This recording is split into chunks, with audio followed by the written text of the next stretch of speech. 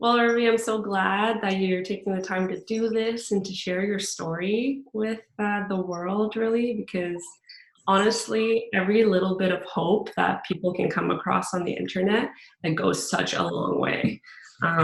That's why I love that we have the common mission of like spreading awareness and Mhm. just sharing stories that people can relate to. Um, Mhm. so I'll give a quick intro to you for people to kind Okay. of know how like we came across each other and what really happened and where they can know Mhm. more about you, and then we can go through and you can tell us more details. Is there a bit of an echo? A little bit, yeah. I was seeing if it's from my side. It's okay now. Okay, cool. Well, you have experienced vaginismus and you also have a life experience with episodes of depression. So I think that makes your story unique as well because they were, intertwined with each other and probably made the whole experience even more difficult to deal with. And Mhm. it's like the domino effect. Like they kept, going on and on. Um, so that's part of it. And you wrote a guest blog for the Pleasure Diary blog on my site at katrinaLove.com/pleasure-diary. And you have your own blog as well called I Inspire We. Um, Mhm. so that's IInspireWe.wordpress.com for whoever's listening. But I'll also put in the link at the bottom description. And before we get into it, should I put on headphones? I think that might help if the echo is No, sure. yeah, it's fine for me. I can hear. Okay, perfect. So tell me a bit about yourself first outside of vaginismus so that we can kind of get to know what your life is like and like where you live and all that stuff. Yeah, sure. So, I actually was born in India. I came to the United States when I was 3.5, 4, and I've lived in New Jersey my whole life, thus after. Um, I went to college here. I got married to somebody that lives here, so we still live in New Jersey. Um, and I've been married for now, it'll be seven years in April. Um, so that's exciting. We just moved into a house last year and we just got a puppy. So he takes a lot of my time. Congrats. Yeah. And then outside of that, work-wise, I'm a consultant. So I work for a management consulting firm. Helping clients with various different things. So, yeah. Very cool. Yeah. And then I have family. So mostly all of my family is in New Jersey as well. My parents still live in the same house that I grew up in, not too far from where I live. My brother lives a few minutes away from us. I have a niece that also takes up a lot of my time as well. I love spending time with her. And then my husband's family is also all in New Jersey. Cool. It's great that the family's close by. Do you go back to India? Do you have family there? Yeah, so I do have family. So my extended family is in India. My cousins are there, my uncles, aunts, my grandparents, but my grandmother was the last one. She just passed about a few weeks ago, I think about a month ago. Sorry to hear that. So she was the last grandparent I had. But yeah, everybody else is there. We went, I want to say we went like 5 years ago, soon after we got married, 5 or 6 years ago, I think now. To visit, but I haven't been back since then. It's just it's a long trip to get there, and then it's like once you're there, it's like if you don't have enough time to spend, it just feels like it's not worth it. Like you need at least like 3 weeks of time to go there, and I don't always have that time. If I do, I'm like, oh, do I want to spend 3 weeks there? Or do I want to do something else? Yeah. So That probably takes up a lot of your vacation as well. Like for most of yeah, us, a bigger chunk, if not all of yeah. it. Yeah, exactly. But I keep in touch. I mean, now thanks for technology. I'm able to keep in touch with them, do like video chats and talk to them all the time, text, WhatsApp. Nice. That's good. Well, when it comes to vaginismus, then maybe we can start in the beginning. And one of the Yeah. things that you shared in the blog post was your first red flag that something was wrong. And that happened just before a pool party when you Yep. wanted to put in a tampon. Quite Yep. naturally, I feel like for a lot of us, that's the first experience. So tell us a bit more about that. Yeah, so it was, I want to say I was in middle school. I don't remember if I was 12 or 13, but some age around there. Um, I had to go to a pool party. I was invited and I had my period. So it was like, I can't go in the pool if I have my period. I can't wear a pad. And so I talked to my mom about it. I was like, Mom, what do I do? Like, also at that age, it's like you really don't know anything at all. Like you just got your period, like probably, I had gotten my period when I was, I think, 12 and a half or something. So it was like probably like the fourth or fifth time maybe that I had my period. I had no idea what it was, why I had it. I know that I hated it. Um, so so I went to my mom and was like, I don't know what to do. Like I can't go now and I really want to go. And kind of taking a step back, like I wasn't too popular in school, growing up.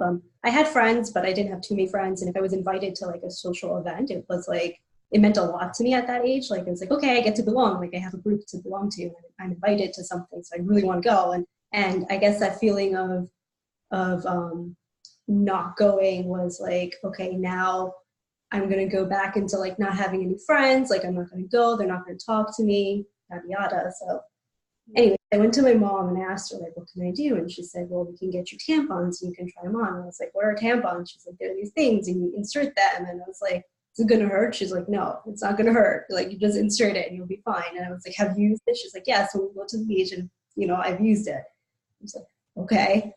And so we went to the grocery store and got some. And then I was like, I tried one on and I was like, Mom, it's not going in. I was like, and it hurts. And then she's like, let me show you how to do it. And then so she showed me, kind of like she tried it on herself and she's like, you see, that's how you do it. And I was like, okay. And like, then she watched as I was doing it and I was like, no, this is not going in. I was in so much pain. And I was like, I'm not going to this pool party. Like, I'm not wearing this thing inside of me. Like, it hurts a lot. And so then after that, like, I just knew that I can never wear tampons because it hurts, but I wasn't sure what it was.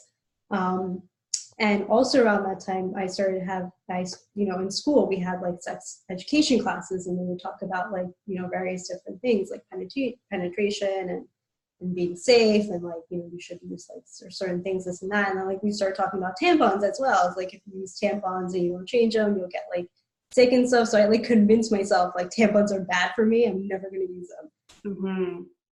And so, I went throughout life never wearing a tampon and thinking like, if I insert anything, it's going to hurt. And that was like my first kind of red flag. But at that age, even as I grew up and I was in high school and college, like I never really knew that it was a red flag, I guess. Like looking back, I can say that was probably the first indication. But at that age, I was like, okay, it probably hurts for everybody. The other thing is like, I didn't really talk too much about like my, about that part of my life, like having my period, things that happen during your period, having sex, like thinking about having like anything involved with sex or period or any of those aspects. Like I didn't talk about it. Even if I had to talk to my mom, it was like a big effort for me to do because within our culture, like talking about sex or period or any of those things is very taboo. So you just don't do it. Like you're just not open to talk about those things. So you're kind of in like this, I think I kept like having these thoughts and they just built up in my head.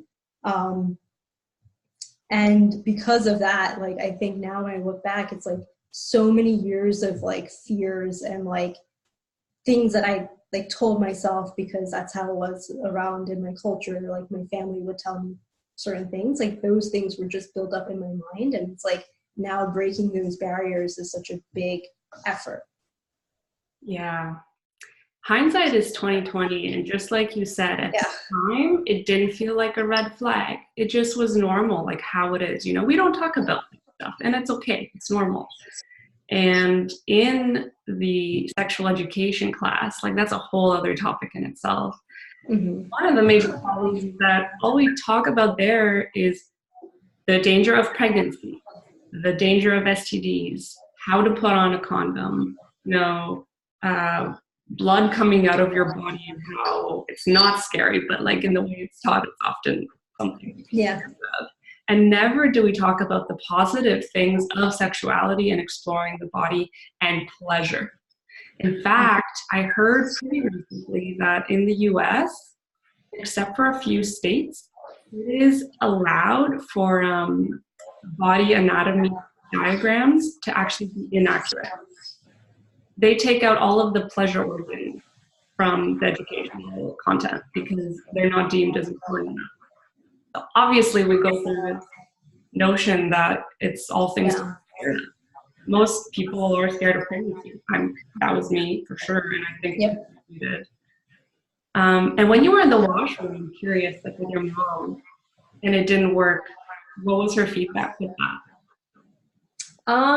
All I remember is it hurt, and I was like, Mom, it hurts, I'm not going to do it. And she's just like, she was also really compassionate about it. She's like, okay, if it doesn't work, it doesn't work. Maybe you just need a little practice. Like, you don't have to, like, there's alternatives. And she's like, you can still go to the party, just don't go in the pool. Like, you know, you don't have to wear a bathing suit, you can wear a dress, you're going to be fine.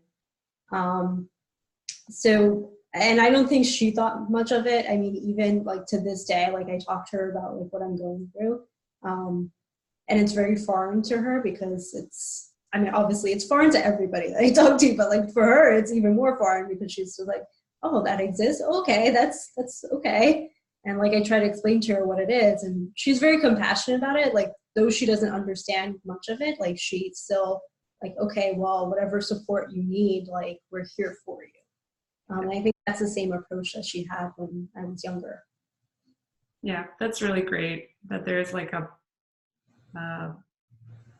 example of a supporter, and at the same time, unfortunately, nobody can really understand except if they've experienced it. Mm-hmm. So I could see then that, you know, the first time you try to put in a tampon gets associated with pain, and it gets associated with emotional embarrassment of not being able to go in the pool. So already the cycle of pain starts on both the physical and emotional aspects. And I would totally say, you know, more than 50% of the journey is emotional. What do you think about that and how emotions play a part in any of it?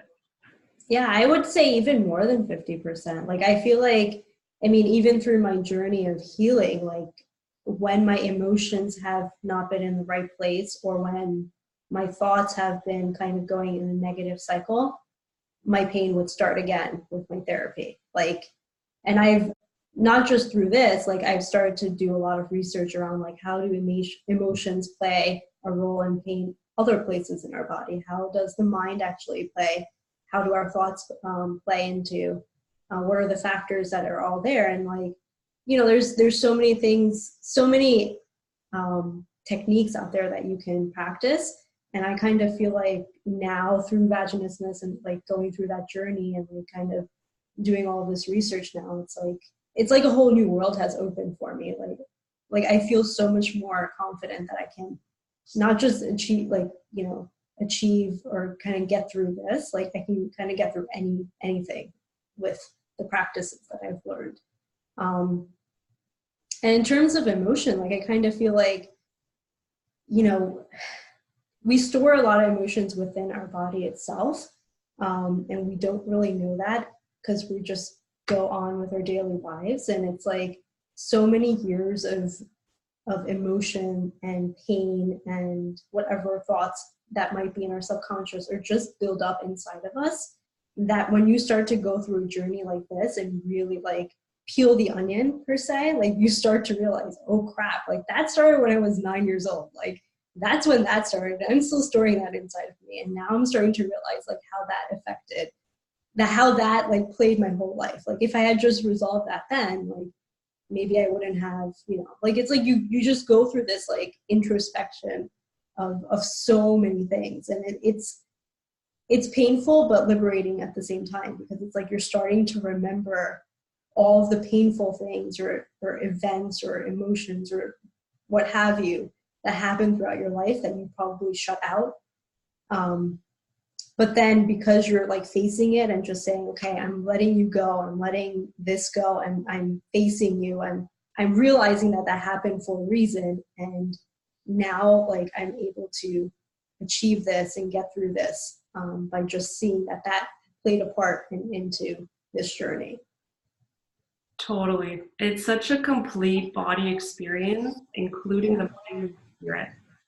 And when it comes to belief, I think our beliefs, and I've done a lot of research on this to confirm that our beliefs are formed mostly up until the age of like 9 or 10.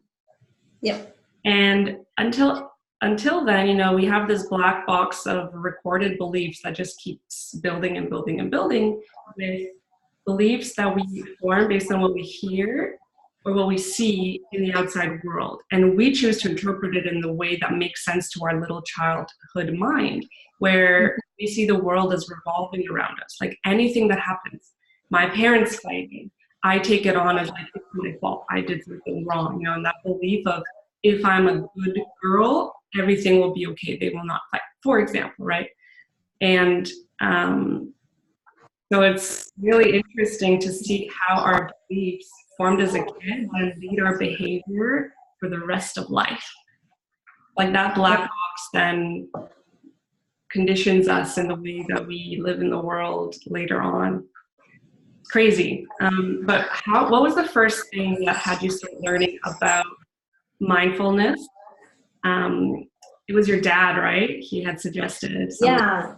Well, so growing up, like I grew up in a very spiritual family. Like we're very religious, but more so than religious, we're very spiritual. Like my parents, both of them, were very much into like meditating, doing like the breathing exercises from yoga. My dad did yoga every morning. My mom was very much into fitness. Like she would walk every day and do various different like exercises and stuff. But like they were very much tuned into like their spiritual self, and I had those teachings growing up.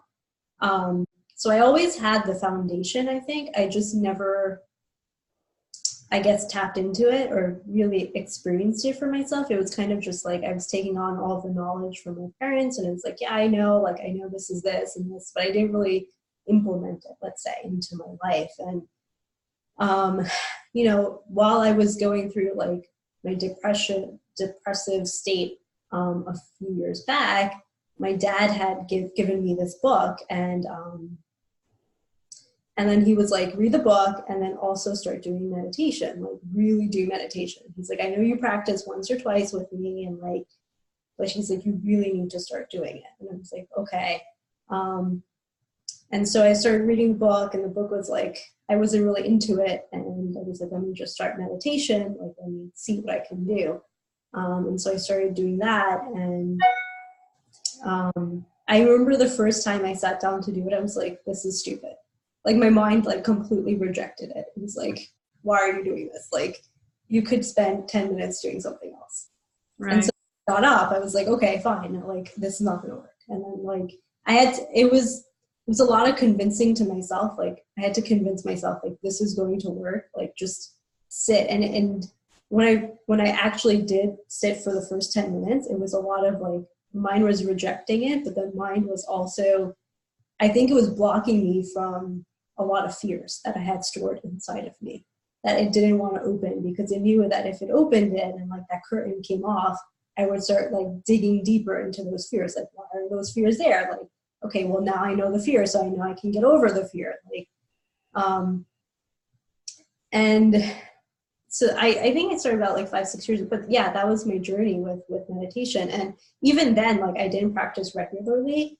And when I was going through my therapy this year with my physical therapist, she had recommended, she was like, you really need to do meditation, like do yoga, do meditation, just really give it a chance, like just really do it. And I mean, I was doing it on and off, but I like, even though I talked about it in my blog, and even though I tried it, like I was feeling the fruits of it, but not as much as I did this year, because this year it was like, okay, like I'm going to surrender my complete self to whatever I need to do to whoever is giving me advice. Like I just need to do it. I need to trust other people. I need to just completely surrender and see where this takes me.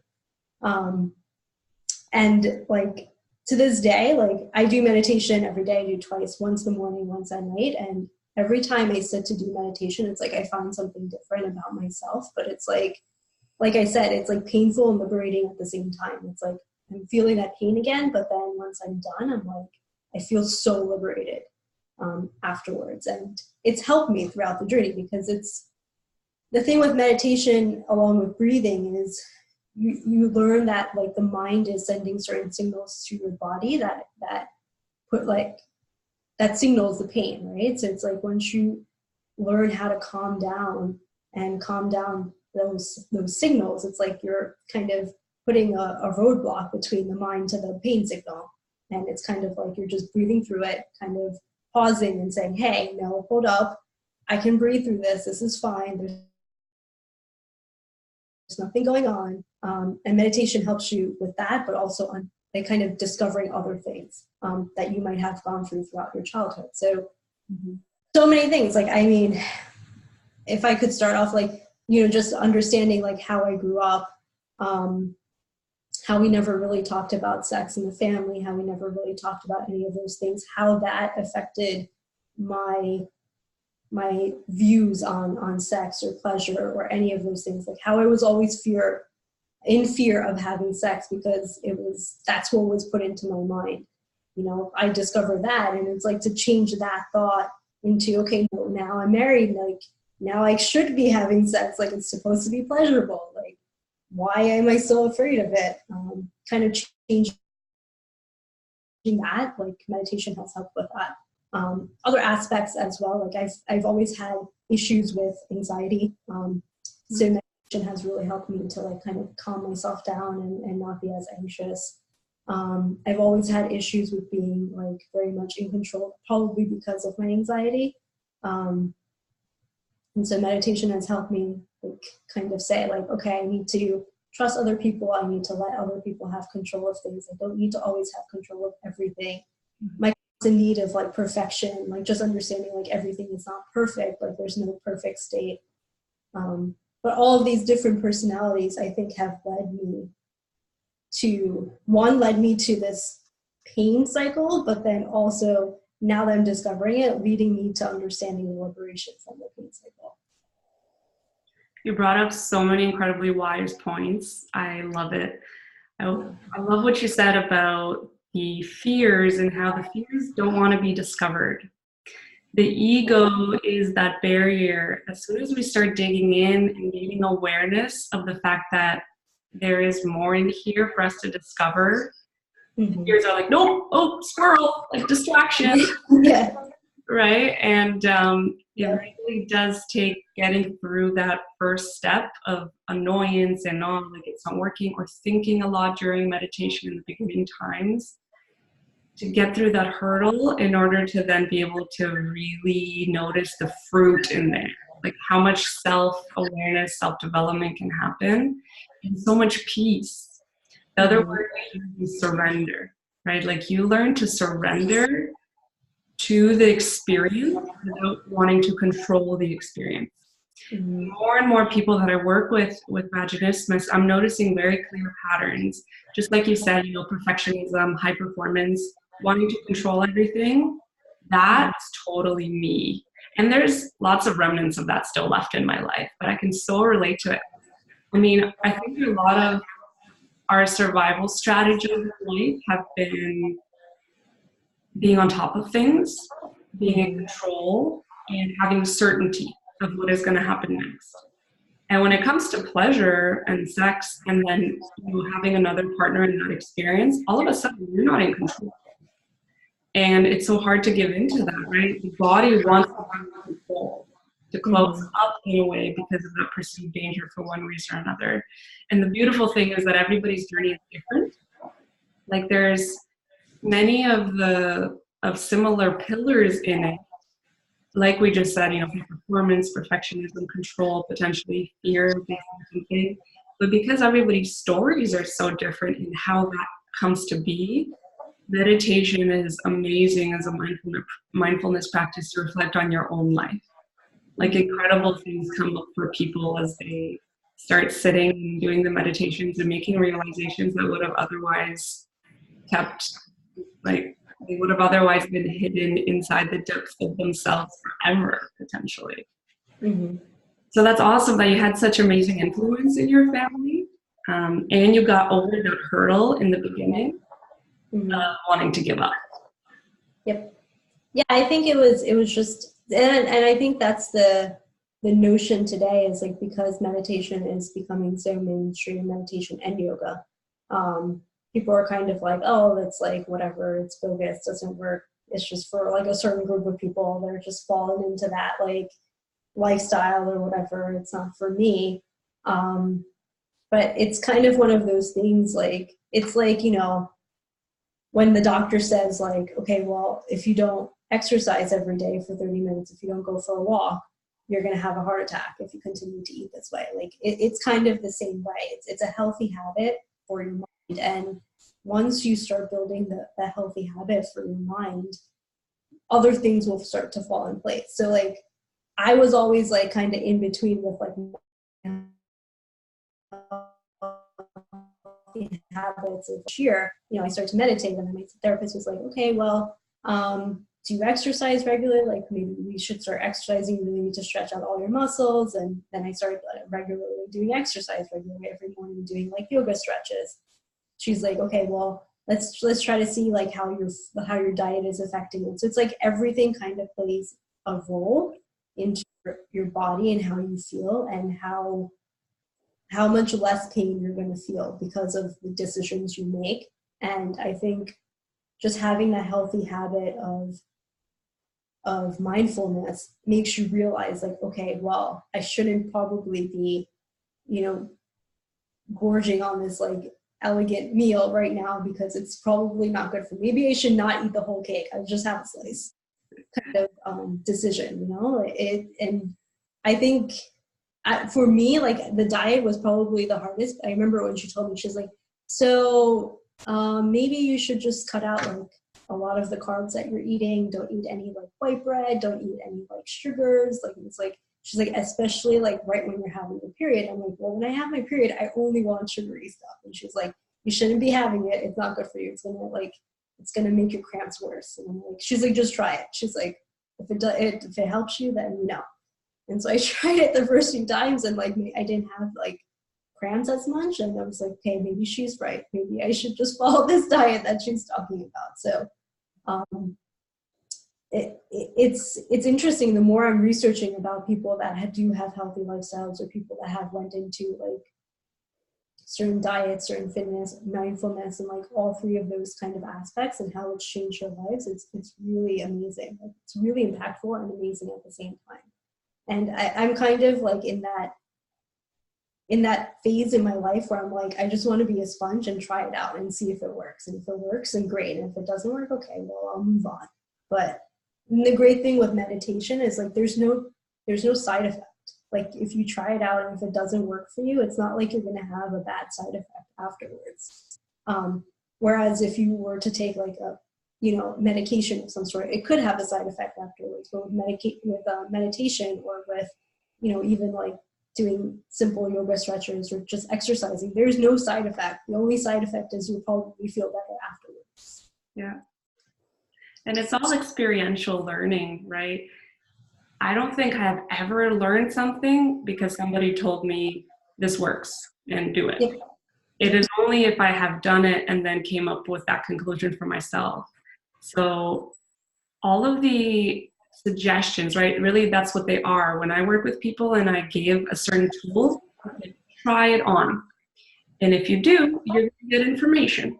Information isn't inherently good or bad. It just shows, what works for you and what doesn't. And I really have come across people who've overcome vaginismus, where dilating was like 10% of what was responsible for their progress, and 90% was emotional healing. Other people, it's like 30% is emotional healing, maybe because they didn't engage in it as much, and 70% of the progress was with dilating. But I totally agree with you. The emotional part of the journey is just absolutely the crux of it all. Mm-hmm. So let's jump into the physical healing journey then, and we can see how those two are interconnected. When you first saw a gynecologist, what did she tell you? So the very first time I went to go see a gynecologist, they did the they did the pap smear, and it hurt a lot. And then I was like, I think she inserted like a regular speculum, and I was like, no. Like, screamed. I was like, no. And she's like, okay, I'm going to use a child one. I was, I think, 18 at that time. She's like, I shouldn't be using the child one, but she's like, let's see if it works for you. And this was like right before college, and I had to get like a whole physical exam because I was dorming and, you know, I really didn't want to do it. And so then I was like, okay. So then she used that one. It still hurt a lot. I just kind of, you know, like grinded my teeth, which another topic that we'll get into, but like when you clench your teeth, it's actually not good. It actually adds to the pain.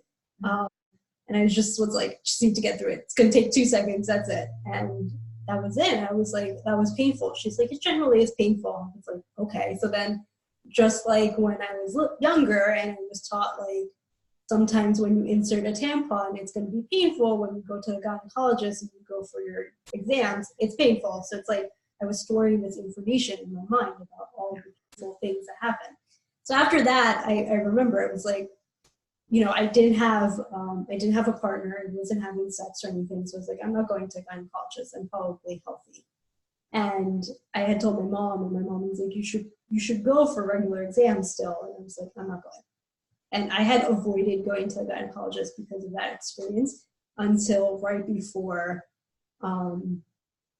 I had gotten married. So I was engaged, and I was like, okay, I need to go. Like, this is going to be part of my life now. Like, let me just experience it. And so I went, and once again, it was very painful. And at that time, the doctor was like, you just really need to relax. Don't worry about it. Relax. And they didn't even have the child speculum. They just had like the regular one, and they inserted it. So painful. And I was like, I can't. And then I told my mom, I was like, Mom, I can't do this. She's like, you have to go. She's like, it's good for your health. Like if they find anything else, you know, it's better that they find it earlier than later. Like, you know, if you have cervical cancer or anything, it's like, it's probably never going to happen, Mom. It's fine. I'll take the risk of getting it and like going through the pain. Yeah. But then, you know, I had gotten married. It was like, you know, we started to have sex then, and the sex was painful. And it was like, sex is painful. Like I can't insert a tampon. Like I was trying to put things together, and like I started Googling things. And I was like, what the hell is going on with my body? We found stuff on vaginismus and other women experiencing it. And I was like, okay. I was like, I don't know. Like, let me go to another gynecologist and figure this out. And so I went to another gynecologist, and this one was like, I don't understand how you're having sex if it's so painful. I'm like, that's why I'm here. And just so she was unincredibly like no bedside manner. She was like, I don't know. She's like, you know, you just need to relax. Maybe just try to like have a little wine, like just, you know, relax while you're doing it and stuff. And I'm like, okay. Like, isn't there anything else? And it's like, I was trying to find a cure for whatever I was going through. And after that, I remember I told my husband, I was like, I don't want to go to a doctor anymore. Like, I don't know what's wrong with me. And like, we can try and like, we try different things, but I don't want to go through it. I avoided it for about like three or 3.5 years. Like I just didn't go to the doctor. I didn't want to find out what was wrong with me. I didn't want to go through like the process of getting better. And, you know, then we started talking, and I was like, but I really want a baby. Like, and the only way to have a baby is if we try. And I was like, I started researching, like, you know, better gynecologists, asking people like for somebody that's a little bit compassionate. And I found my gynecologist I used to go to prior to the one I'm going to right now. And she was like, let me try to do the pap smear first, and then let's take it from there. And then so she did the pap smear with the child speculum, and she was like, it's painful. I was like, it's very painful. And she's like, okay. And then she said, I'm gonna insert a finger, and you tell me how painful it is.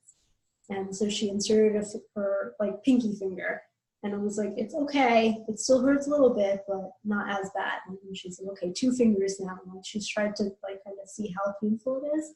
And if like my muscles were contracting to her finger, and she could feel that. And she's like, so pretty much what's happening is when we insert something, the muscles are contracting and closing up. And because they're closing up, it's like pretty much making a wall, and nothing can penetrate through. And so she's like, you know, you can do dilation, and she gave me like dilators I could use, and then she's like, you need to start going to see a pelvic floor therapist. But even then, I was still like, I don't want to go through this. Like, all of this is very painful. Like, I don't want to go through the pain. And I avoided it for about a year. And then earlier this year, I was like, this is, I can't avoid this for the rest of my life. Like, I can't live this way. How long am I going to avoid it? Like, I need to just face it. I need to just find somebody. So she had given me a few names of physical therapists to go to. And you know, I had discovered that if I had wanted to go through my insurance, there were only like one or two that I could go to. So I went to one of them. And once again, she was no bedside manners. And she was just like, you're just like, your whole like nature is just very like tense, and you just tense up all the time, and you don't know how to like relax, and you just need to relax while you're doing therapy here. When you're here, you need to,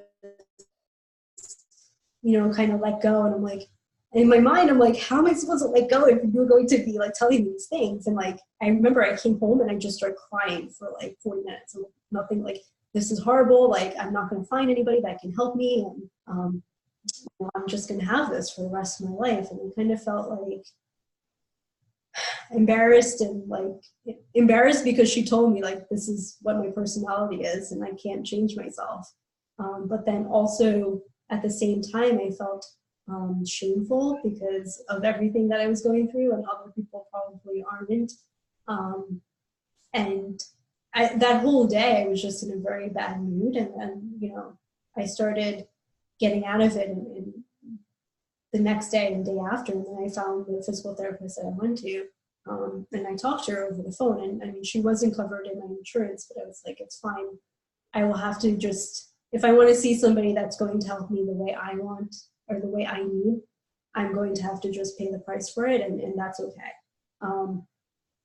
But I mean, even I would just talk to her last week, and I was just telling her, I was like, you're probably like a godsend or something. Like, I don't know how I stumbled upon you, but if it wasn't for her, I probably wouldn't be where I am today. Like, she not only helped me through the journey of like getting through the pain, but like she educated me on, like I was saying, like how my diet affects like my cramps, how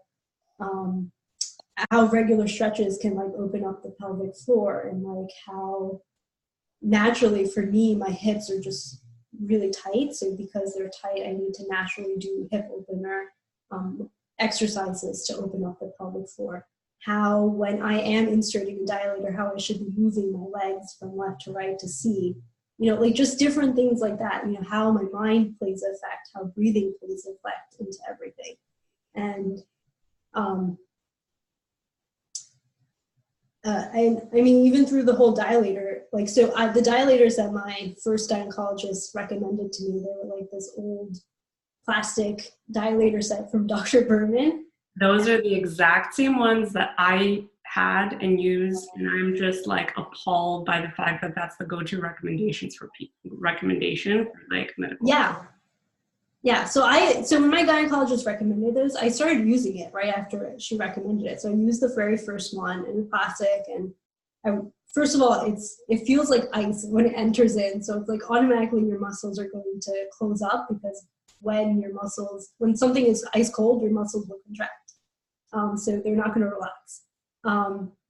So I did the first one, and I was on the first one for about like 3 or 4 months because I couldn't get to the next one. One, because it was so cold, and two, because they were not comfortable.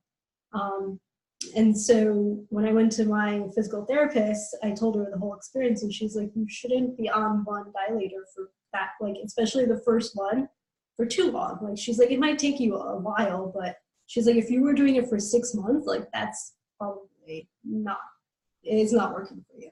So she recommended the Intimate Rose dilator set, which is what I started off with. And I started going to her in February. By like July, I was already on like one of the last ones in the dilator set. So I mean, like and it's also because the product is like a really good product, you know, because it's the silicone one. So one, it's flexible. Two, it's very comfortable when you're inserting it, and it's not plastic, and it doesn't feel cold. It keeps your muscles relaxed. So, but even with those dilators, when I first started, it was, I think for me, it was not the pain of inserting it. It was more so the thought of this is going to hurt when I insert it, because everything I had tried went to the, like, from my journey of going to a gynecologist, of feeling pain with the pap smear and the speculum, to trying with the very first dilator, everything was related to pain. So when I first even tried with intimate rose set, it was kind of like, okay, this is probably going to cause me pain. Like, that was the first thought that came into my mind, because that's all I had experienced ever with penetration. That's crazy. My gratitude goes out to your pelvic floor physiotherapist and for you for sticking with it to find her. It's incredible to see how long women need to search for somebody who can actually help and who could even like utter the word vaginismus, knowing what this is without saying just relax or have a glass of wine. But like my family doctor said, oh, you know, you're just too young, your body's not ready for it. And then I had to come back to him again, at which point he dropped the have a glass of wine line. Waited for a gynecologist. Vaginismus wasn't spoken of, and it was only until a sex therapist that I heard about dilators and confirmed my research online about vaginismus. Pelvic floor physiotherapist. Let's talk about this entire experience, because I unfortunately never got a referral to one, and I didn't know they existed. And that's why my journey was also longer, about 6 years in total, with a lot of, you know, months of not doing anything. My dilator sitting in the closet because the plastic was just horrid, and I didn't know there was a better option. I love intimate rose dilators, by the way. I'll also put a link in here for whoever is watching so they can start off right, or if they have plastic dilators already, they can switch them out right away. Yep. But tell me about pelvic floor physiotherapy as an experience, and then what the at-home therapy looked like. Because often what you do with the physiotherapist, you do at home as well. And that's what I guide people through with dilating and exactly how to do it in order to be able to do it from a space of feeling safety and therefore it working. Because I caused myself unnecessary pain for so long, and I actually my experience of pain, which just, like, it took me 7 steps back because I didn't know how to use them. The only kind of instructions I was given was a diagram with what they are and that I should insert them, you know, in sequential order for this many minutes, and that was it. That is not enough. Yep. Yeah, and I think that those were probably the same instructions I had gotten. I mean, I did a little bit more research online to try to see how to use them, and I found different things like, you know, maybe warm them, like put them in warm water so that they feel warm when you insert them, and try to relax while doing it. But it wasn't enough. So I think when I started going to physical therapy, like you mentioned, safety, that was like the first thing that she tried to establish with me was a feeling of safety, but trust. So she pretty much said, like, you know, when you're here, I want you to feel safe, but I also want you to trust yourself and trust me.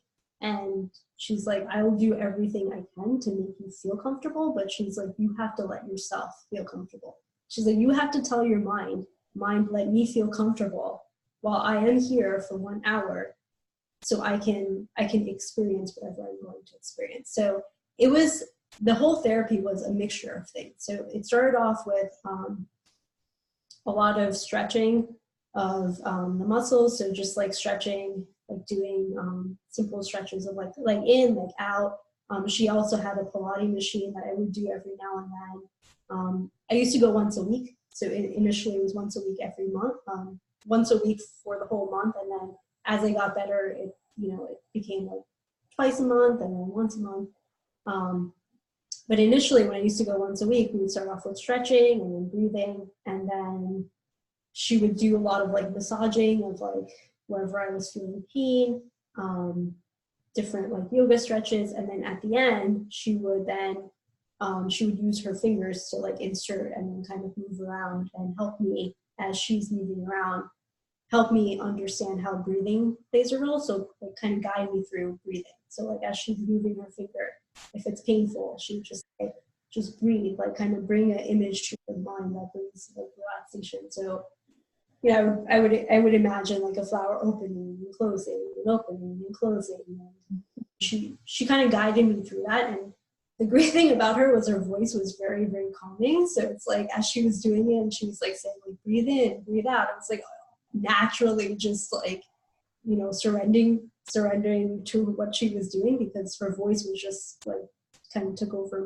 my body. And initially she started off with she's like, I'm just gonna, you know, there's 3 layers. So she was like, I'll just go around the first layer and let's see how you are. And you know, for about a month or so, that's what it was. But she then gave me the instructions of using the dilator set. And she would say, okay, this is a dilator set. Like, start using this at home. Try to use it like once a day for 5 to 10 minutes. I want you to do the stretches beforehand. Give yourself 30 minutes a day. She's like, try to do meditation, do yoga. So like, she gave me all the instructions, and it was really like, she had even told me, she's like, look, whether you do it or not is up to you, but the success will come as to how much you give into it. So she's like, if you do everything I tell you to do at home, plus then you come here, it'll be a lot faster for you to maybe get through things than other people. So I was very religious about it. So I did it like 30 minutes every day. I would do it. She told me I had to use a foam roller. So I bought a foam roller at home. I would use a foam roller, not every day, but every other day, because it was very painful. But religiously, I just did these things, and I went to her once a week. And like the first week, I was using the very first dilator in the dilator set. By week 3, I was on number 2. By week 4, I was on number 3. Like, I was just rapidly moving, and she had told me like like moving up in the dilator set is not so much of the physical aspect of it as much as it is the mind aspect of it. So as you're going through it, you're going to gain the confidence of, oh my God, I can do this, and it's not causing me pain. Whereas you're breaking, like you've mentioned in all of your writing, like you're breaking the pain cycle pretty much, because like you're now telling your mind, like, I'm going through this dilator set and it's not causing me pain. And for all of these years, I've inserted something inside of me that was causing pain, and now it's not. And this is great. And you have like that sense of joy inside of you that you're able to kind of move through it. And she's like, I want you to hold on to that aspect of it more than the physical aspect of it. She's like, you know, physically doing it is great, but she's like, really focus on what is your mind telling you while you're going through it. How are you breathing through it? And kind of that whole aspect of the therapy. And I think, like, and as we were talking about before, I think that was pretty much how I recovered. It wasn't so much of inserting the diet. Like, I mean, I still do it. I still do the dilator sets. I have the pelvic wand, which I insert every other day. It's not so much of the physical kind of act of it, but more so when I'm inserting it, what is it that my mind is telling me as soon as it enters? Like, is it telling me, hey, why? Stop.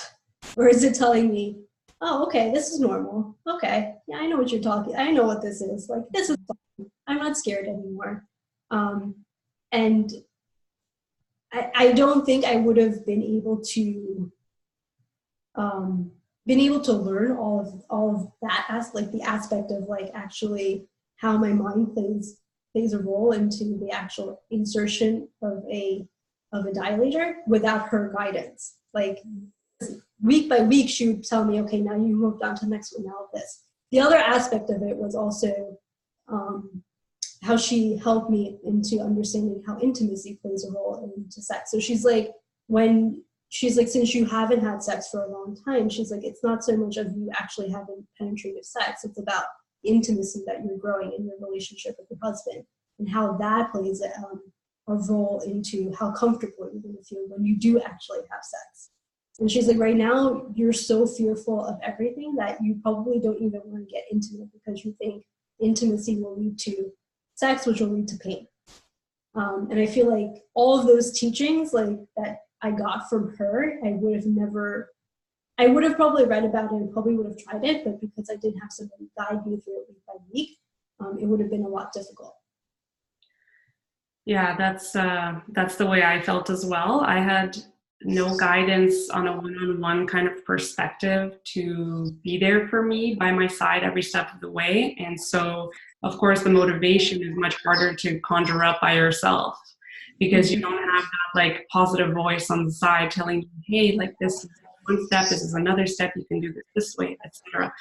And that's why I encourage people so much to really find a guide in the journey, whether that's a pelvic floor physiotherapist, which is highest recommendation that I give people, with the emotional healing journey and the physical journey aspect as well. I do this with one-on-one video calls through the entire process so people can keep with it and all the practices, because really they can be overwhelming.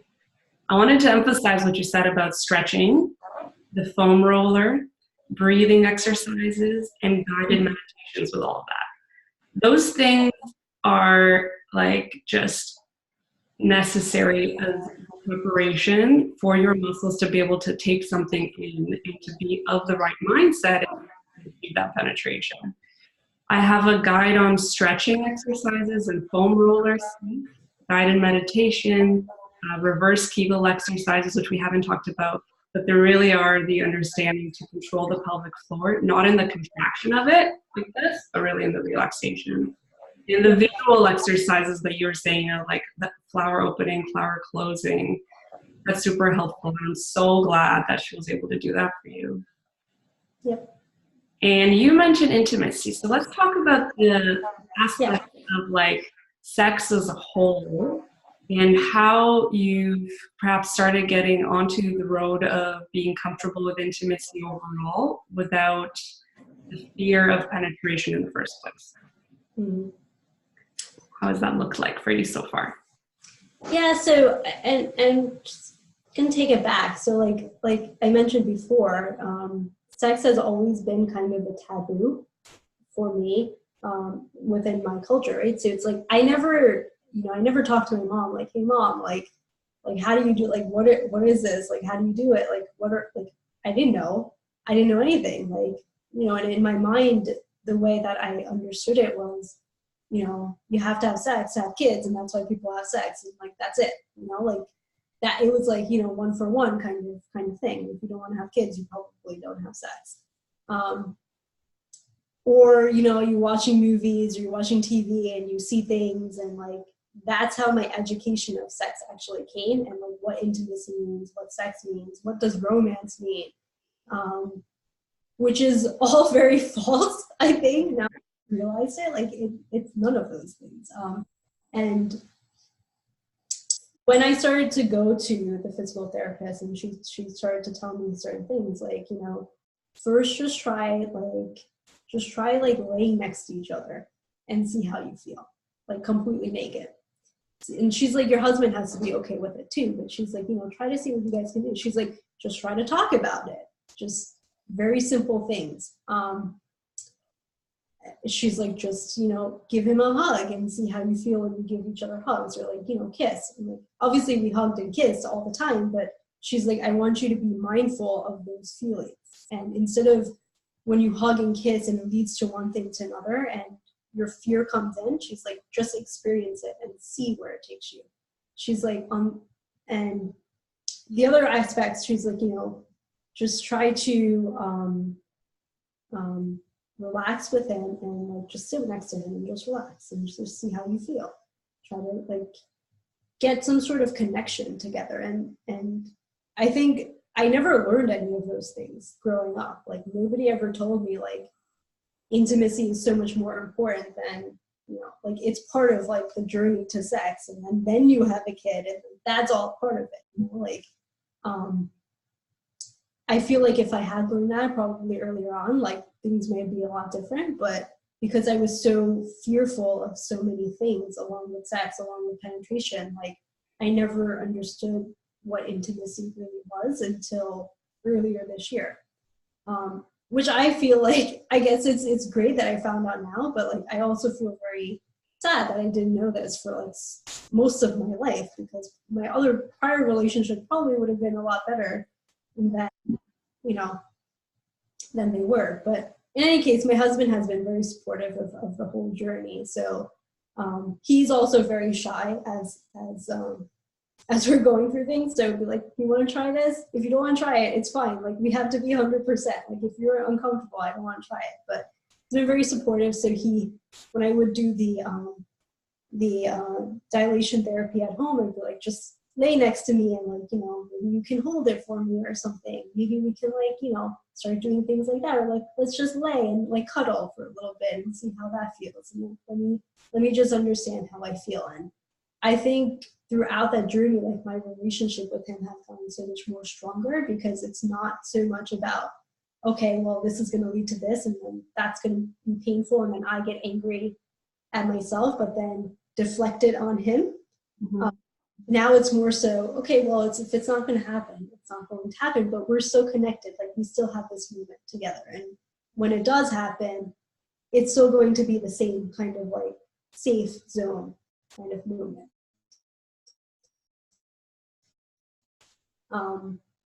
And so, I mean, a lot of that I'm still kind of learning with him. We're still going through that whole journey of intimacy, but I think I'm very grateful that she explained all of that to me. Like, she kind of explained the stages of intimacy, and like, she's like, the last stage is when you would have penetrative sex, but she's like, there's like 3 stages before that, and she's like, you need to practice those 3 stages and then get into that last stage. And she's like, if the last stage doesn't happen, it doesn't happen. It's okay, but you know, you need to work yourself up to that.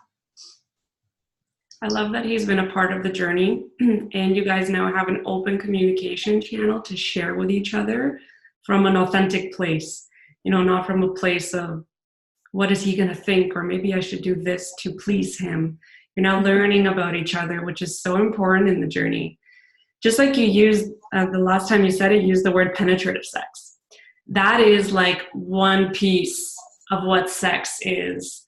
And I love seeing people's expressions when they realize that they can have sex. For now, they're not yet capable of having penetrative sex, or PIV sex, as you might read on the internet.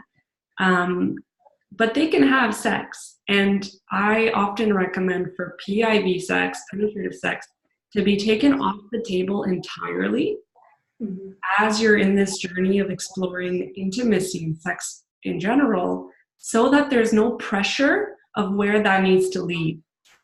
I remember for myself, when I was in situations being intimate with people, my long-term partner, for example, in my mind, I always had this like feeling of, oh, here we go again. Like, we're getting intimate, but I know where this is supposed to lead. We didn't have the conversation of taking it off the table because I wanted to satisfy him, wanted him to be happy. You know, all of that reflects on, I'm not good enough if I can't do this for him. So it's the entire emotional journey. And because sex wasn't off the table, I couldn't even relax in the other part of it. Or penetrative sex wasn't off the table, right? I couldn't relax in the other part of sex because I didn't think that I deserved to enjoy it, because I already had an expectation of disappointment in people. And that sucks. Like, that doesn't help at all. So that's wonderful. And the communication too, like, you guys have probably experienced a lot more now than you ever thought possible in the beginning of the journey.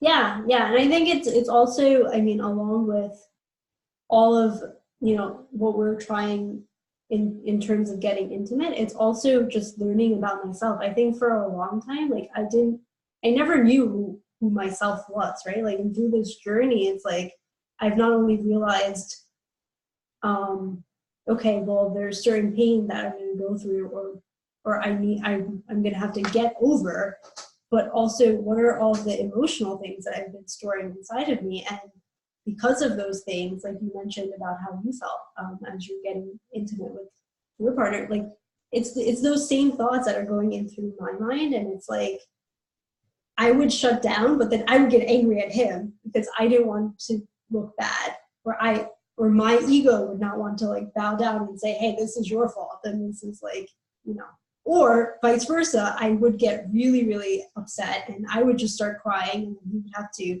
kind of console me through me feeling upset. So it's like, and that cycle of feeling just kind of breaks the intimacy between the two people. So it's kind of like, now that I've learned more about myself, I stop. If I know I'm going to explode on him, I just don't do it, because it's going to lead to something else that's not necessary. And I think that is even part of the journey, just like learning about yourself and learning how you react to certain things, and how that will impact the other person, and then in turn the relationship between you and that person. And the triggers that we have ourselves then trigger something in them, and all of a sudden it's another spiraling downward cycle of pain in the relationship. I remember that I would stop wanting to initiate and be intimate, knowing where it's supposed to lead, and how disappointed I felt in myself for that. And because of all of this, there was a resentment that started becoming a thing in the relationship, where, you know, the guy, it's really hard for the guy as well in the vaginismus journey, because the guy's now like, oh, well, she doesn't want to be intimate with me. Am I not good enough? Or you're thinking, well, he's not initiating anything either. Doesn't he want me still? Like, am I not sexy enough for him anymore? But at the same time, in his mind, he's like, well, I don't want to hurt her. Like, I'm a source of pain. And it's very traumatic on the other side, knowing that your body, like your natural body organ, is something that is being rejected by the other person. That sucks. So a lot of understanding conversations need to happen in the introduction of pleasure in the entire thing. With dilating too, I walk people through how to introduce pleasure into the concept of dilating, and even before dilating starts, so that the body can start to rewire the association of the brain that penetration or intimacy in general equals pain, to intimacy equals pleasure. And hey, now I want to be intimate. And the body works in a physiological way to even make space for penetration. Because in the way that we get aroused, the cervix actually moves up and it creates space for the dilators. It's incredible. It's like the body knows what's supposed to happen, and then it makes it possible. Yeah. Yeah, it's really amazing. I think, and I remember when I was on the last 4, the big dilators in the set, my therapist was like, you can do it. I believe in you. And I was like, I got home and I was like, all right, let's just try this out. Like, I don't know, maybe I don't have space in there. Like, there's probably no space to fit this thing in, like absolutely no space. And like, it just like slid right in. And I was really astonished. I was like, wow, like how? Because the other thing, like every time I went to a gynecologist, they're like, you're very petite, like your cervix is very small, like things are not going to fit in there. Like, they would like tell me all these things. So it's like all these thoughts are in my mind. And I remember when I went to my therapist, she's like, you are petite, but she's like, that doesn't mean, she's like, your vagina should just expand naturally. And she's like, you just have to use the dilators to create that space. Like, she's like, trust me, you're going to be able to insert the big ones. And it's like, are you sure? Because I don't know, like I was told my whole life, like I probably can't. So when I did, I was like really shocked. I was like, oh, she was right. Of course she was right. She knows everything. But yeah, that's the thing. Like it'll just expand out, and as you're breathing through it, it like gets even like wider and wider. And I remember when, as I was doing it, like it would just, I was naturally tight, obviously, because nothing was penetrating through, so the muscles were really, really tight. So as I was doing the dilator set, like they naturally just would relax and open up, and I would be able to like insert like afterwards, like insert like my like 2-3 fingers, and I was like, wow, I was never able to do this before. Like this is amazing. And that confidence that you get during that time is just it's like unreal. Like the sense of joy that I got when I put that last dilator inside of me, I was like, wow, like this is amazing. Like I did it. Like I got through the whole thing. It was like as if like I finished a like really tough like marathon or something. Totally. And how do you celebrate typically? Because I always encourage like celebrating the wins. Do you have any sort of tradition to celebrate, to like keep yourself motivated each step of the way? So I kept my husband involved in the whole part. So anytime I would get through like like a few, it would be like, I'm so excited, and he would like help me like celebrate, like he'd bring cake or something I liked, and we would just celebrate, have like a date, a nice dinner together. And when I got through the whole thing, and I told him, my therapist had told me, like, you don't need to come here anymore. Like, there's no need. Like, you're doing completely fine. Just continue everything at home. I remember I like went home and I called my husband. I was like, I don't have to go anymore. Like, I'm done. And he's like, what does that mean? I was like, I'm done. Like, I don't have to go. Like, just have to do it at home. And he's like, so you're fine now? And I was like, yeah. It's like, I still have to do it at home, but I don't have to go to a therapist anymore. And he's like, we need to celebrate. Like, let's celebrate. And we like did a whole like fancy date and stuff like that. And it was really exciting. And I think that that sense of is like graduating from college. Like, that's what I felt like. Like, I graduated from something, and it was so hard to get through it, but like I actually finished it. And at the end, it's like you feel the sense of joy that, and like freedom that you didn't feel for so many years. It's like now I have the confidence to like, one, be intimate, but know how to be intimate. But then if it does get to penetrative sex, I'm not scared of it anymore. So I don't stop, you know, as we're getting intimate. I don't like say like, okay, no, just stop. Like, no, I don't want to go any further. Like, this is gonna hurt. But then also, while I'm doing the dilators, or while I'm breathing, while I'm doing the wand, like I went to gynecology appointment afterwards. All of that was like, so I felt so much more relaxed because I just understood myself. But at the same time, like you feel this sense of like, wow, like I understood what was wrong with me and I got over it, and like I'm happy now. Like I can live my life like without feeling, you know, ashamed or embarrassed. Yeah. And I want to say that nothing was wrong with you to begin with. Mm-hmm. And that is the piece that I hope to bring people every time I talk about vaginismus, is that it's really a normal body response. It's a normal body response to a perceived threat. So the body reacts in the same way as it would if sand gets thrown in your eye would close. Because like, I don't want sand getting in here, it's gonna hurt. Mm-hmm. So it's yep. Normal what it does. And in fact, it's always easier to do this when you're on the other side, but I feel grateful that my body protected me from that danger for so many years. Because if it didn't, the trauma would just keep building and building and building and building. And really the key becomes finding peace with that, first of all, knowing there's information out there, and then starting to take action. And with taking action, the confidence grows. So you break the cycle of fear and you replace it with a cycle of confidence. And at the end of it all, it's like achieving this huge thing, more important than university degree. It's such a big part of life that I'm really happy that's what happened for you.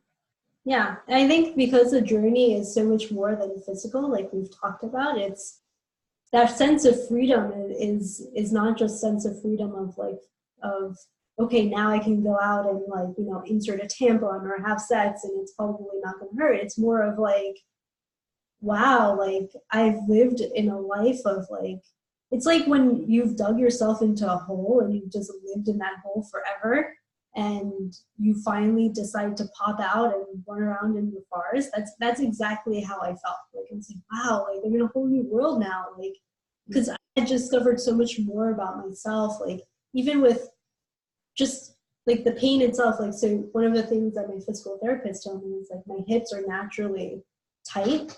And before I went to her, the prior year, I went to physical therapy for my lower back because I had pulled a muscle there. And I had went to orthopedic, and he was like, yeah, he's like, it's something with your hip. Like, he's like, your hip is probably really inflamed, like, because he could like feel the pain there when he would push. And so I started doing, physical therapy for that. And when I went to my physical therapist for pelvic floor, she's like, it's all related. She's like, you probably hurt a muscle there, but she's like, it's your glutes are very weak. So she's like, we have to get those muscles strong. But she's like, you have to realize that your hips, your glutes, your core, all of those muscles are and tied in together, which relate to your pelvic floor. So she's like, if you don't stretch those out, if you don't, do certain things,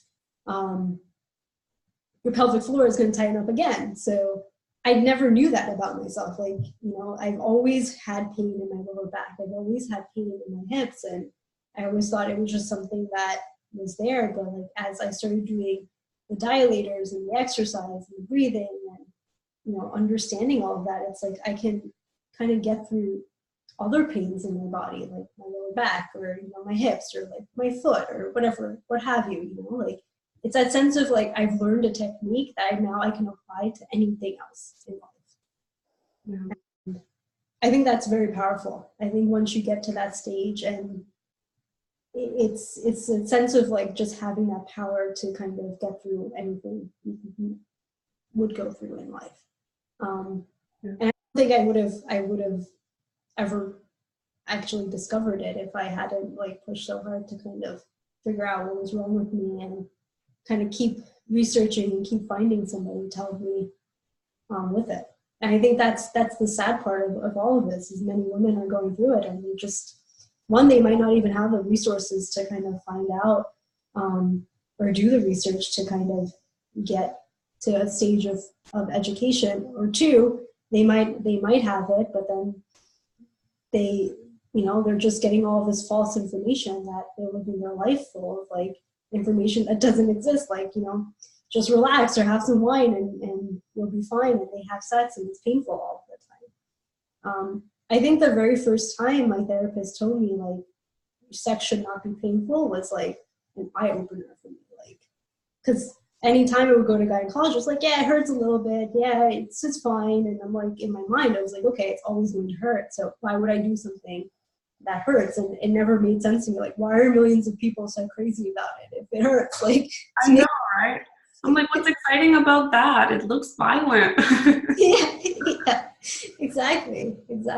But I think that's what it is. Like, you know, kind of getting the right sort of information to get through this. Like, I mean, when I found you through Instagram and the community of women that were part of your Instagram posts, and like, you know, then Intimate Rose I started following because I started using your dialer set, like Amanda, like all of these people that actually are, you know, saying the right things about vaginismus and things that matter. It's like, it's very hard to get that awareness. And ever since I've been going through the journey, I've been so compassionate about getting that awareness out there, you know, because for such a long time, I did not have it. And if I did have it, maybe I didn't have to go through all the pain and fear for so many years, you know? Yeah. And now it really does become about spreading the word and having the information be out there. Because as soon as somebody starts to dig into the world of resources available to help, a whole new canvas opens up. It's like, oh my God, there's hope. Like, okay, I can do this and this and this, and there's this person. That's amazing. And I also love what she said about becoming a master of your own body and mind and knowing how everything is interconnected. So let's chat about that a bit more. You mentioned lower back pain, and that is so common with people who have vaginismus or experiencing vaginismus.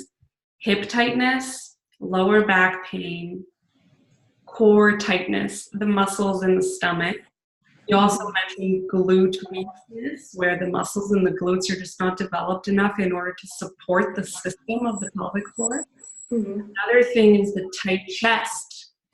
So many of us in our society breathe in the chest and they don't take the breath down into the belly where the belly can expand, which makes the chest tight, and it also doesn't let the diaphragm have the full range of movement to actually relax the pelvic floor.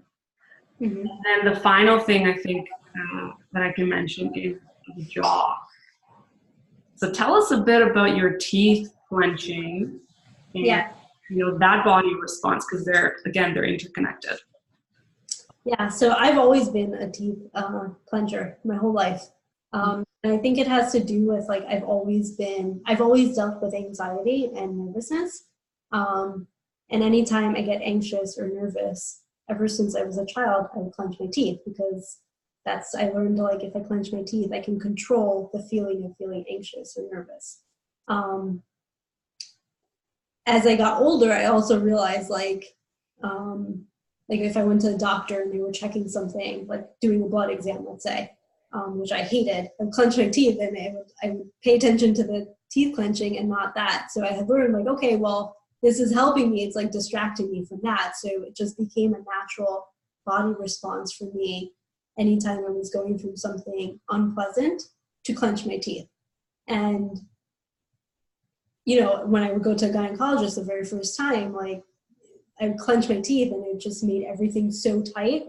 But like, I would just pay attention to that and not the pain. But, you know, as I've been going through this journey and researching, I've realized, like, clenching your teeth and like that kind of contracting those muscles is actually worse for you than it is better for you. Also, I also learned, like, as you are breathing and you're laying down, like, actually putting your chin up and your head up, like, as your chin's going up, it actually makes it harder for you to calm down than if your face is straight and your chin is, like, level. Interesting. That's how I know about meditation. The energy flows more clearly through the spine if your chin is down a little bit. Because when I was doing the dilators the first time, plastic ones, because it was painful and I was laying down, I would always, like, put my head up, and it's like my chin would be directly up and it would cause me more pain. I was talking to my therapist, my physical therapist, about it, and she's like, yeah, because that actually activates your fight and flight mode quicker than if you were to stay straight, because now your breath has come. As soon as you do this, your breath is going rapid. So all of a sudden your mind is, like, going into fight and flight mode, which makes it think, like, I need to fight now. So then everything tightens up. Right. And that's what vaginismus is. It's a response to a perceived traumatic event or dangerous event. And vaginismus in itself is a freeze response. So you have a freeze response being catalyzed by the fight or flight response too, if you're just contributing to it with your breathing. I used to clench my teeth also. I feel like there's a lot of grinders and clenchers that experience anxiety, stress, and vaginismus. And it's the longer that develops in the body, the vaginismus comes to be too. So it really is about stress management. Like, if anybody listening is looking to prevent vaginismus, it's all about stress management. Yeah. Did you have any trouble swallowing pills? Because that was a thing for me. I think maybe in the initial states, maybe I did. I don't really remember. Like, I know that whenever I swallow a pill, it's very unpleasant, but I don't have, like, difficulties in swallowing that. Okay. I do it quite easily, but I don't like the sensation. Right. To share quickly, in case anyone will be able to relate, I used to not be able to swallow them. I would have them in my mouth and I would take the gulp of water, but I would close my throat and I would let them come in because I was scared of that. I perceived danger, the penetration of food into my throat. It is very related, food issues and, like, sexual issues. So, that's another red flag, I guess. Yeah. Yeah, I always had issues with, like, so when I used to get nervous or anxious, I would like throw up, or in the morning I would just, like, I'm a natural gagger, so I would just, like, gag things out. And I learned that is also a natural response to when, your body is going into fight, flight, or freeze. It's your body is reacting to the dangers that your mind is probably telling it. So, like, when I was little, when I was in school, I would, in the morning, would, like, kind of gag or throw up, because I was afraid to go to school for, like, I had to do a presentation or something, or I had an exam or a test that I thought I wasn't prepared for. So I would, like, just, like, gag or throw up in the morning. And my mom, it was very, very interesting, because, like, I would do that and my mom's like, you're not staying home, like, you're going to school. And it's like, but Mom, I don't feel good. She's like, you're going to school. You're going to do it and you're going to be fine. And, as I got older, I still had those, like, sensations. Like, going to a doctor's appointment. Like I hated going to doctor's appointments. And so I would have this similar sensations, and then my body would kind of naturally react that way in the morning when I would wake up as I'm brushing my teeth. And I realized that like all of that is just, it's kind of similar. It's a similar response as vaginismus is. It's just your body is kind of is going through this state of protection, and is just saying, no, like you're scared right now, you shouldn't do this, like just stop. And it's kind of, you know, closing up. But it's interesting how, you know, you go through these responses throughout your whole body and how one is connected to the other. Yeah. It's incredible how your journey of resilience has had you shift into a state of, you know, feeling safe, being able to surrender, knowing that you are in control of your own protection in a way that doesn't need to limit any sort of bodily functions or doesn't cause stress. And we already touched on some of these things, but tell us more about how your life has changed. What other parts of your life have been improved? Maybe friendships, confidence in some way. What can people look forward to on the other side?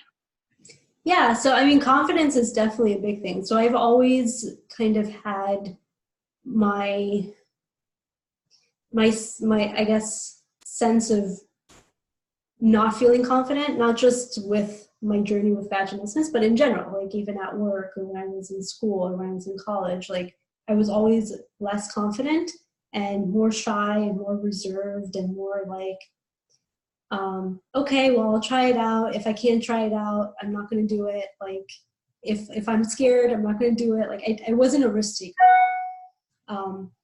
And because of that, I never really had confidence, I think, because I never really took the risk or pushed myself to feel the confidence. I was always very safe and in like the safe zone and kind of just moved along life that way. And I think for me, like gaining the confidence was just not, it was like a life lesson, like how confidence really plays a role in our life, and how when we are confident, how much we can achieve, not just through, you know, within our bodies, but throughout anything. Like you can apply it to work, you can apply it to your relationships, you can apply it to your family. For me, that was the number one thing, I think, confidence. Two was then just learning about myself, and my tendencies and my, you know, fears, and how I react to those and how those reactions have impacted my relationships. So like, you know, I talked a little bit about like how I would get upset and then I would like, you know, get upset at my husband or something, and then how that relation, like how that would deter the relationship. But then other things, like, you know, because I'm a perfectionist or I try to control things, so how I've like lived that sort of life and how that has impacted everybody around me, how I've like brought on pain on myself because I don't want to ask for other people for help.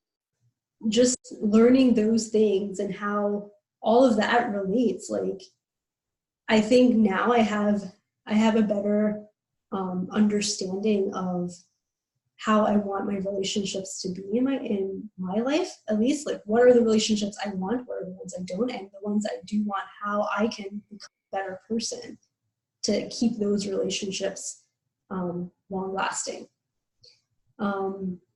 And then I think the final thing is just an understanding of, you know, even though I've went through this journey of discovering that, one, I have vaginismus, and two, I can do certain techniques to get over it, like it doesn't end there. Like the journey is lifelong, right? Like it doesn't end like you do dilators for a few months and then okay, then you're fine. Like it's a lifelong journey, and it's just realizing, like you said, like there's nothing wrong with you. Like you don't have to be embarrassed, you don't have to feel ashamed. There's nothing wrong with you in the beginning. Like you are perfect as you are, and this is just something that you were born with, or like you had to go through. Like it's just something that's there, and that just makes you you.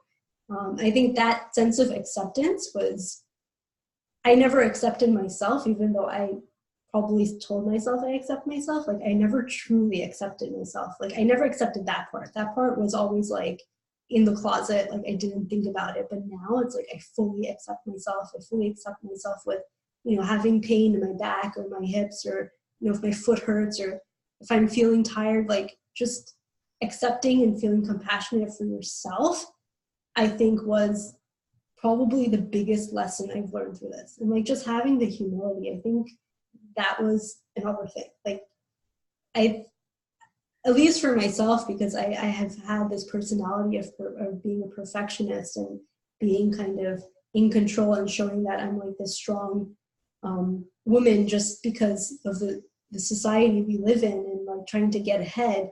I never gave myself the chance to say, okay, you're fine. You don't have to pretend to be something you're not. Like, you're fine the way you are, and just accept yourself for who you are and love yourself for that. And I think now through this whole journey, I've learned that. I've learned to be, you know, humble. I've learned the simple things, and the simple things that bring joy. And it's I don't know the word for it, but it's definitely a feeling of like gratitude and happiness at the same time. You know, like it's like you just feel very, very thankful that you are here and you're alive, kind of, and you've went through this. And I kind of feel like if I never went through this journey, never went through finding out, researching, just kind of diving into myself and understanding myself, I probably would have not known so much about myself. And now it's like I would have lived a life that I probably didn't want to live. And now that I've taken that chance to kind of do certain things and learn about myself, I kind of feel like my focus of life has changed. And it's like I kind of feel connected to like my inner self and my purpose, which I've always had a trouble trying to figure it out. And now I kind of feel so close to it because I've taken this time. That's absolutely beautiful. The way you explain that is amazing. And being here and sharing your story is the utmost example of confidence and comfort with yourself and compassion for what you've been through and feeling joy for where you are and where you've been. And all of this sparked your interest in the project of creating your own blog, I Inspire. Tell us a bit about your blog and what you like to write about. Yeah, sure. So I actually started my blog a few years back. I've always had a sense of, ever since I was a little, probably 9 or 10, ever since I was a little girl, I've always had this sense, this inner sense that I want to help other people, but I never knew how. And I was always inspired by many stories, many people, you know, people would just randomly walk up to me and like talk to me, and I would just have great conversations with them and listen. And I always wanted to kind of get into helping other people, or with whatever that meant, you know. And I thought, you know, let me start this blog, and the blog would kind of focus on inspirational stories. If I find a subject, I would have a story from the subject. I have some things in there about like how my mom grew up in her village and how she wasn't able to, you know, go to college and stuff. And there's some other stories about some other family members, some other people I've met. But it's really just bringing inspiration. And one of the things I think that it's so hard to get around these days is just a good story of inspiration. I feel like there's a lot of news out there about everything that's going wrong with this world, but there's no news about what's going right in this world. And the blog was really created for that. And the whole purpose was, there is inspiration out there. There are great things that are happening out there. There are people that are fighting for whatever it may be, whether it's something internal, whether it's something as big as, you know, a big cause like environmental issues or child abuse or what have you. Like, there are people that are doing that too, but it doesn't have to be like, it doesn't have to be so negative all of the time. Like, there is positive stuff that's happening in the world, and if we try to focus on those positive things, it'll bring positive reactions in our life. And one of the things I've learned through vaginismus, not just through the journey of vaginismus, but when I was going through depression, was all of the negative news that I was taking in, or all of the negative energy I was taking in, was just kind of pushing me more into my depression. I was like, this world sucks. Everything sucks. Like, there's nothing good going on in it. And there was just like, I didn't have somewhere to go where I was reading something good. And so I had created a blog before that time, but that was the purpose of the blog. And like, as I've been going through this journey, like the blog has kind of, taken its turns and things like that. And I focus more on my journey and like how certain things have helped me, like meditation or exercise. I've talked about diet in there, and eating clean, just things like that. But I do want to go back into kind of gearing the blog into more stories of other people and inspiring people to like kind of see that, there is good in this world, and we should be focusing on that than all the negative stuff that media is throwing at us. Yeah. And the power of the I, the power of one. We so often think we're so insignificant and we can't make a difference, but that wave of one person putting an inspirational story out there then impacts, let's say, 10 people, and those people impact 10 people. So I love that you've seen the importance in the I inspiring the we, and knowing that the we is really a reflection of the I, because we are all, in a sense, one, especially you get deeper and deeper into spiritual subjects, that becomes more of a theme. But that's awesome. Yep. Yeah. And one of the things I'm starting to do next year is I'm actually starting to go into becoming a life coach. So I want to kind of gear that blog towards some of the stuff I do throughout my life coach practice and things like that. So awesome. Congratulations on that. But yeah. That's great. So it's definitely everything that I've been through in the last year or so has really kind of pushed me to understand what I need to do and the purpose of life. It's been a big year for you. And now the possibility of having the choice to have kids is now entirely your choice. And it's probably something exciting on the horizon as well. I love how that's, a thing now, because it definitely is a very big fear. And one of my big inspirations for helping people is so that they can go through pregnancy in the way that they choose to, and that it can even be possible in the first place. Yeah, which I think, for me, so when we first got married, I always wanted to have children. Like, it was always a thing, but because of the pain, I was like, okay, well, I kind of convinced myself that I don't want children, because I was like, okay, well, if I don't have children, then I don't have to go through pain. If I don't have to go through the pain, then I don't have to see a gynecologist, and, kind of went down that cycle. And the more I went through that, the more I was creating pain for myself, because it's not what I really wanted. I was just convincing myself that I wanted that. And now, now that I'm open to it, it's kind of like, well, it doesn't have to happen. Like, it's not like a pressure or stress on me anymore. It's like, I want it to happen, and it will happen when it happens. And kind of just being open to that it's a wonderful feeling. Awesome. What is, as a final question, or second last question, what is one piece of advice you would give people who are experiencing vaginismus right now, who may have just found out about it, and you just want to share this wisdom? What would you tell them?